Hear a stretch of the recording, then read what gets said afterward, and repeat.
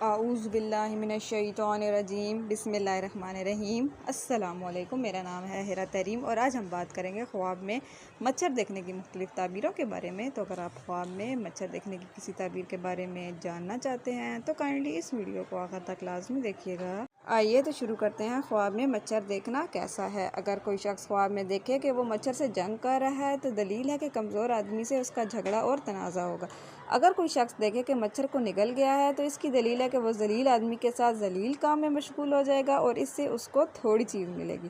اگر کوئی شخص خواب میں دیکھے کہ بہت سارے مچھر اس کے جسم پر جمع ہو کر اس کو کاٹتے ہیں تو دلیل ہے کہ عام لوگوں کی زبان پہ وہ چڑھ جائے گا اور اس سے اس کو نقصان ہوگا اور اس کو سخت نقصان پہنچے گا، کیونکہ مچھر آدمی کا خون چوستے ہیں۔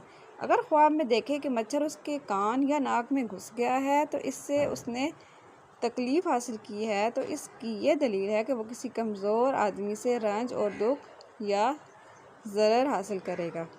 اگر کوئی شخص خواب میں دیکھے کہ بہت سے مچھر اس کے گھر میں آئے ہیں تو اس بات کی دلیل ہے کہ اس کو غم حاصل ہوگا، اور اگر وہ دیکھے کہ مچھروں نے غلبہ کیا ہے تو اس کے گھر میں جمع ہوئے ہیں تو اس بات کی دلیل ہے کہ وہ کمزور دشمن پر فتح حاصل کر لے گا۔ اگر کوئی شخص خواب میں دیکھے کہ مچھر اس کی ناک میں گھس گیا ہے اور باہر نہیں نکلا تو دلیل ہے کہ وہ محنت میں گرفتار ہو جائے گا۔ اگر آپ خواب میں مچھر کے متعلق کسی اور تعبیر کے بارے میں جاننا چاہتے ہیں تو کائنڈلی ہمیں کمنٹ سیکشن میں لازمی بتائیے گا۔ اللہ حافظ۔